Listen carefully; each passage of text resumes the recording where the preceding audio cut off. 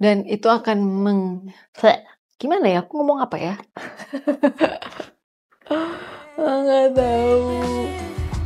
Come and be with me tonight. I don't wanna throw my cross in polite, but I'm ready. Hey, baby, come and show me. Jadi ini udah 2 minggu masuk period ke-6. Course yang aku lagi jalanin itu judulnya Environmental Education for Learning and Sustainability. So far beda banget sih dari yang period-period sebelumnya. Ini format pengajarannya, format kuliahnya. Jadi selain ada belajar di kelas Q biasa, ada juga banyak sesi-sesi interaktifnya. Misalnya kayak bikin poster atau mungkin waktu itu juga ada namanya sustainability inspection. Jadi kita kayak menginspeksi smartphone itu kayak materialnya dari mana, terus kira-kira kandungannya itu ada apa aja material-materialnya gitu-gitu. Terus juga banyak banget sesi outdoornya gitu, jadi di luar kelas. Dari hari pertama juga pas perkenalan kita udah jalan-jalan gitu, jalan-jalan di sekitar kampus. Itu untuk kayak disuruh ngelis deh hal-hal apa yang kita lihat yang kira-kira sustainable dan hal-hal apa yang nggak sustainable gitu. So far seru sih format kayak gini, baru buat aku. Dan sebenarnya itu juga emphasize gimana banyak banget format untuk edukasi gitu. Jadi bukan cuma kayak duduk di dalam kelas satu arah gitu, tapi bisa outdoor, bisa doing art.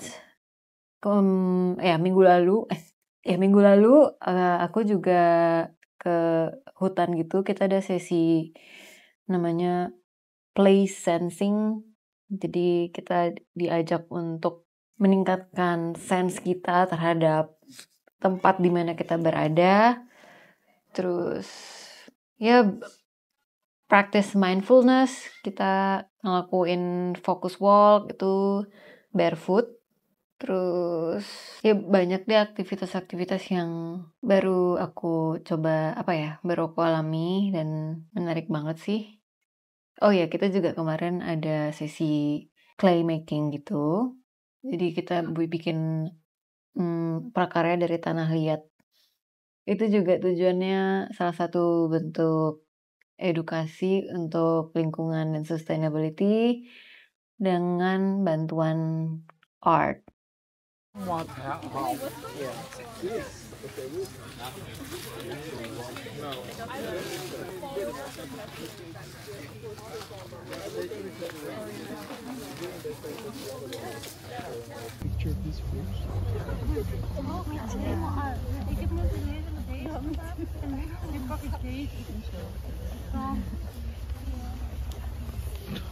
Tutup aja. Ya, video kecil.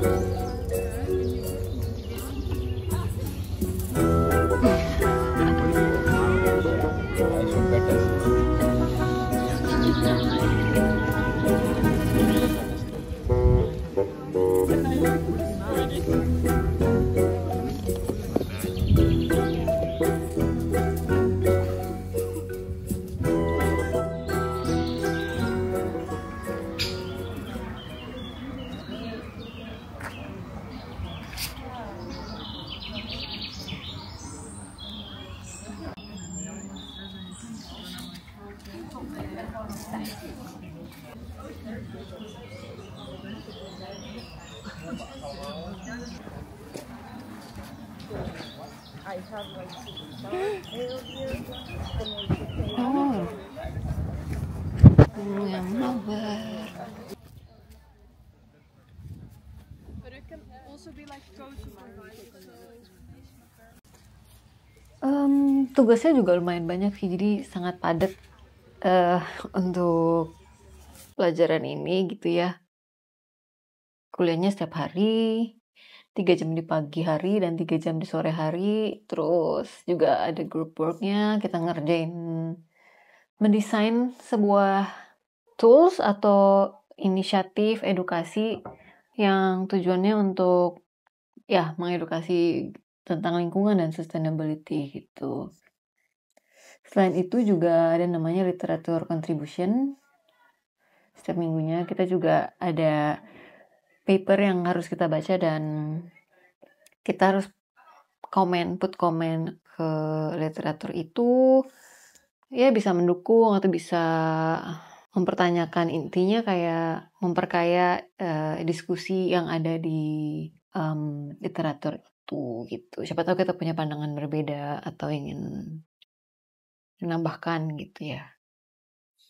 But for this week, it's really good to let go of that and really focus on what is the change challenge, what is the opportunity or challenge that we get as close as possible there to start working from. So you have a starting point and that might influence. In some cases, your idea might influence or inspire your change challenge. Actually, the focus on your change challenge is just let go of the practical considerations. Those will come in next. Even right consumption. That's the M from the McDonald's. Oh, actually, that's a nice. If we want to design the logo, we can. Logo, Oh, yeah. we make a logo. Okay. Like for the, we can make the M from McDonald's, C from Coca-Cola. Oh, I don't know. Well, maybe we can repair cafes to do a pop-up store right in the festival space. We make music. We invite bands that have music instruments from recycled Exactly. You don't want a materials. DJ, a loudspeaker, or like a electronic bass. Yeah. Or you can just play instruments like normal instruments. Yeah, normal instruments works as Like well. normal Yeah. just guitar. Itu sih. Oh ya, sama yang menarik juga. Ada namanya reflection diary gitu. Jadi kita bakal 2 kali submit lah ya di tengah term. Dan jadi course-nya 4 minggu. Jadi midterm-nya itu ada di minggu kedua, which is sekarang. Sama nanti final. Pas finalnya juga kita ada bikin diary juga. Ini unik banget sih, kita dikasih kebebasan untuk bikin reflection in any form, in any product. Yang udah-udah sih katanya ada yang bikin lagu rap, ada yang bikin prakarya gitu dari tanah liat, ada yang dari daun-daun gitu terus disusun jadi karya seni gitu deh. Bagus banget. Ada juga yang bikin video atau bikin cerita juga boleh gitu. Nah, tadi aku berpikir untuk bikin video, cuma jujur karena emang deadline-nya hari ini dan aku baru sempat ngerjain untuk kemarin, jadinya aku bikin tulisan aja gitu, jadi benar-benar tulisan refleksi aja. Nah, cuma biar lebih seru, aku secara spontan gitu coba-coba gimana bikin formatnya kayak buku, e-book gitu, dan I am so happy with the result. Jadi menarik banget sih ternyata. Oke, jadi 2 minggu berjalan cukup lelah. Nah, kita masih ada 2 minggu lagi. Minggu depan kita bakal excursion lagi ke Utrecht. Terus, ya akan banyak lagi lah kegiatan interaktif dan outdoor lainnya. Jadi, ya. Oh, tapi plusnya karena ini begitu padat gitu ya. Kayaknya karena padat di tugas-tugas kuliahnya. Untuk course kali ini itu nggak akan ada ujiannya, which is good thing. Mau kasih lihat cuacanya hari ini. Seharian tuh kayak gini.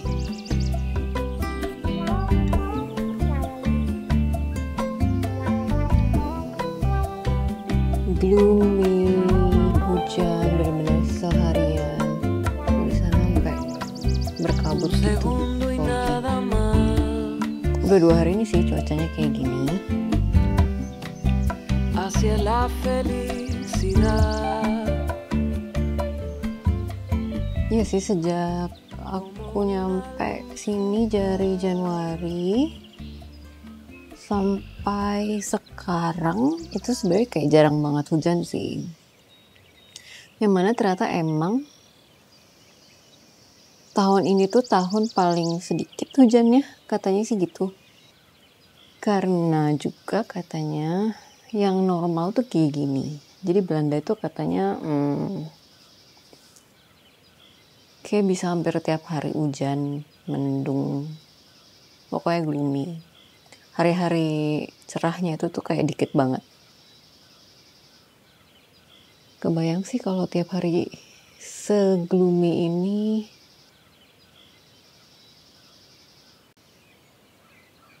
Kebawa sih sama moodnya juga, kayak jadi ikutan gloomy juga.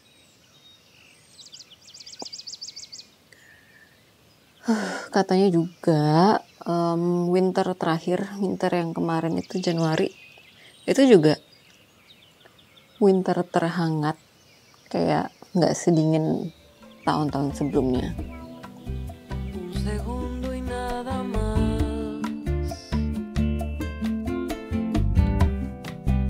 Hacia la felicidad,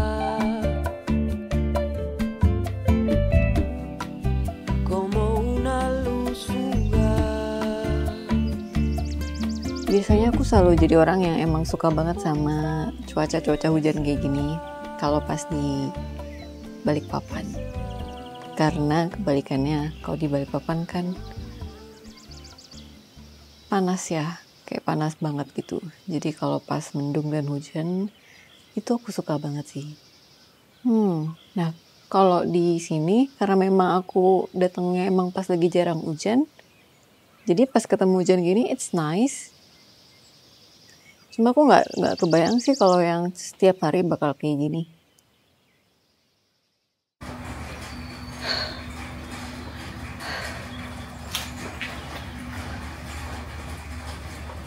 Malah kehujanan.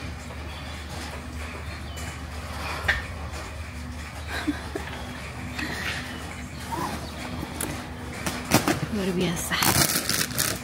Oke. Kayaknya itu emang juga yang bikin ngaruh sama mood orang kali ya. Maksudnya kayak, ini randomly thinking sih. Mungkin kita orang Indonesia itu kan dibilang friendly, ramah. Jadi karena ya cuacanya nice aja gitu. Nggak yang dingin kayak gini. Atau yang bahkan lebih dingin lagi. Ikut ngaruh ke personality orang-orang yang bisa dingin. Tapi make sense sih, aku baru aja semalam juga baca sebuah paper yang ngomong kayak gitu. Intinya lingkungan kita tuh kayak membentuk kita. Termasuk misalnya kayak orang-orang di lokasi yang, orang-orang di tempat yang cuacanya dingin tuh cenderung emang juga ikut dingin gitu loh. Kayak kurang bersahabat, kurang approachable. Ya kita emang terkoneksi itu sama lingkungan sekitar kita. Un segundo y nada más. Hacia la felicidad, como una luz fugaz. Un instante que se va.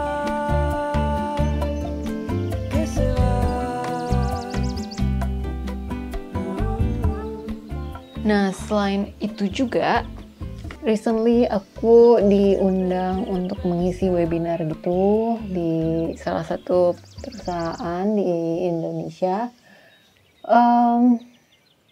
Aku senang banget sekarang udah banyak perusahaan-perusahaan yang melakukan inisiatif atau untuk green movement gitu.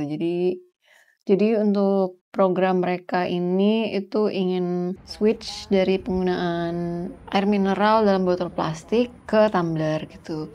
Jadi memang spiritnya adalah mengubah satu kebiasaan aja itu tuh impact-nya bisa besar banget.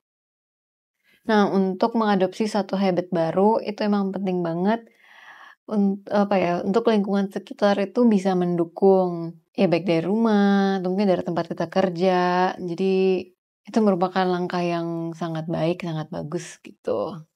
sebenarnya kalau dari timingnya itu agak pas karena aku lagi belajar tentang education untuk sustainability. Jadi aku mencoba mengaplikasikan apa yang aku dapat dari perkuliahan ini ketika aku nyiapin materi untuk webinar ini. Dan salah satu yang paling berkesan buat aku dari kuliah ini adalah jadi dosennya itu ngomong kalau ya naturally orang itu nggak suka ketika dalam tanda kutip diperintah atau kayak disuruh gitu. Biasanya mereka akan nggak mau lah ya. Nah biasanya aksi atau tindakan itu bisa lebih konsisten kalau itu memang murni dari pilihan individu itu sendiri. Jadi I was trying to make the material in a way that I don't tell people what they need to do. Instead, aku berusaha memberikan data, fakta, ya simulasi kalau misalnya habit kecil ini konsisten dilakukan, apa yang akan terjadi, ataupun sebaliknya kalau kita tidak berubah, apa yang akan terjadi.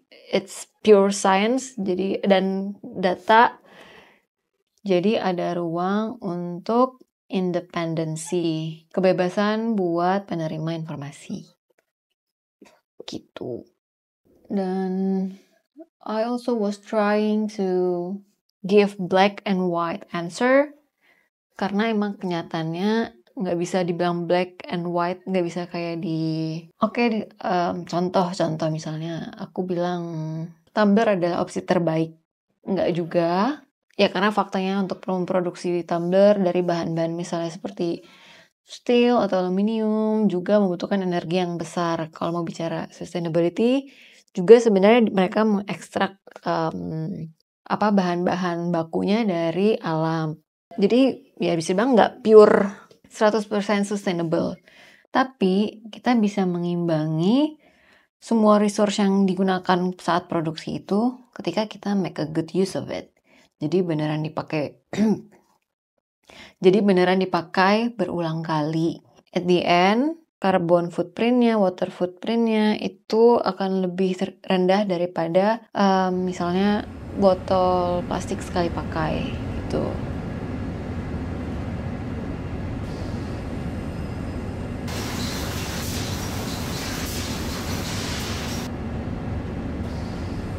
Dan juga kenapa tumbler nih opsi yang lebih baik daripada botol plastik? Karena pastinya sampah yang dihasilkan. Kalau kita pakai satu tumbler aja sampai 3 tahun, 5 tahun ke depan, berapa banyak sampah plastik yang sudah kita kurangi, gitu kan. Come and be with me tonight. I don't wanna do my crossing polite, but I'm ready. Hey, baby, come and show me how it's done. It's just you and me, one-on-one, nice and dirty. Late nights on the sofa, watching a soap opera. Jadi itu salah satu yang aku pelajari di course ini. Kita nggak bisa klaim benar-benar sesuatu itu 100% sustainable karena semuanya karena emang nggak bisa semuanya. Itu adalah problem yang wicked, yang agak susah untuk diurai gimana solusi yang paling baik.